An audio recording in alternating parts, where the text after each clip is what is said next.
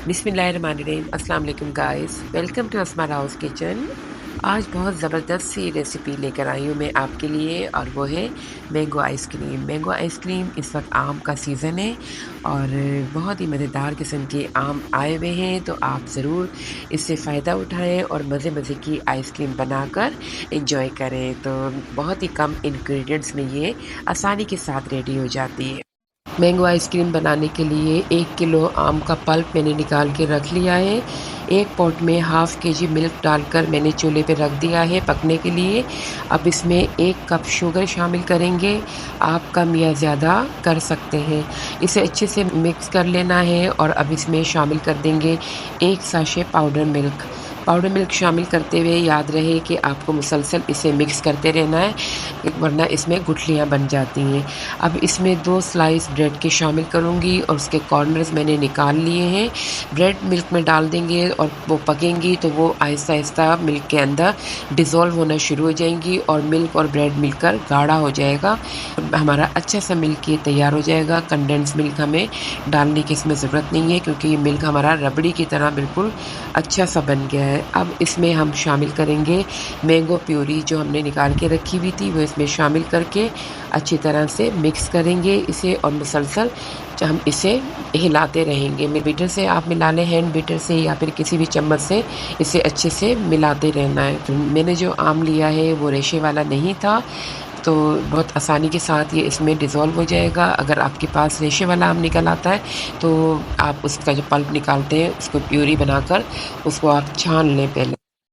1 packet whipping cream को bowl में डालेंगे और इसे अच्छी तरह से बीट कर लेंगे। गर्मियों में क्रीम को बीट करना बहुत मुश्किल होता है और क्रीम बीट नहीं हो पा रही होती, तो मैंने क्या किया है कि नीचे एक बाउल रखा है और उसमें कुछ आइस डाल दिए, तो इस तरह से मेरी क्रीम बहुत अच्छे से बीट हो गई है और ये डबल फॉर्म में हो जाएगी जब ये अच्छे से बीट हो जाएगी। अब इसमें मैं शामिल कर दूँगी जो मिल्क और मैंगो प्यूरी मैंने एक साथ पका के रखी थी, वो इसमें शामिल करके फिर से हम 1 मिनट के लिए इसे बीट कर लेंगे। जब हम इसे बीट करेंगे तो ये बहुत अच्छे से फॉर्म में आ जाएगी और बहुत अच्छा सा मिक्सचर हमारा आइसक्रीम के लिए रेडी हो जाएगा। तो बस आपको ये ख़्याल रखना है कि आपको कोई भी बॉल जो लेंगे आप वो डीप होना चाहिए, वरना आपका आसपास बहुत ज़्यादा मैस हो जाएगा।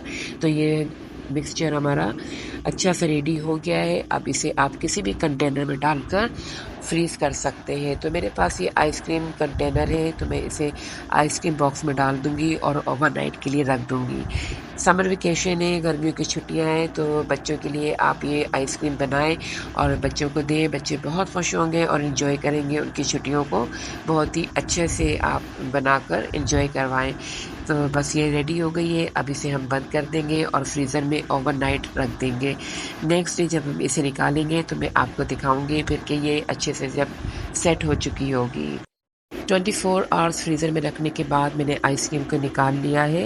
ये बहुत अच्छी तरह से सेट हो चुकी है, बहुत ही क्रीमी इसका टेक्सचर है। आप ज़रूर बनाएँ और एंजॉय करें। किसी भी ड्राई फ्रूट के साथ आप इसे गार्निश कर सकते हैं या वैसे भी खा सकते हैं। तो इसमें कोई भी आर्टिफ़िशियल कलर नहीं गया है, ये अपने ओरिजिनल नेचुरल कलर के साथ बनी है। तो वीडियो अगर आपको अच्छी लगी है तो लाइक करें, चैनल को सब्सक्राइब करना ना भूलें। मिलते हैं फिर किसी और रेसिपी के साथ, तब तक अपना बहुत रखिएगा ख्याल। अल्लाह हाफ़िज़।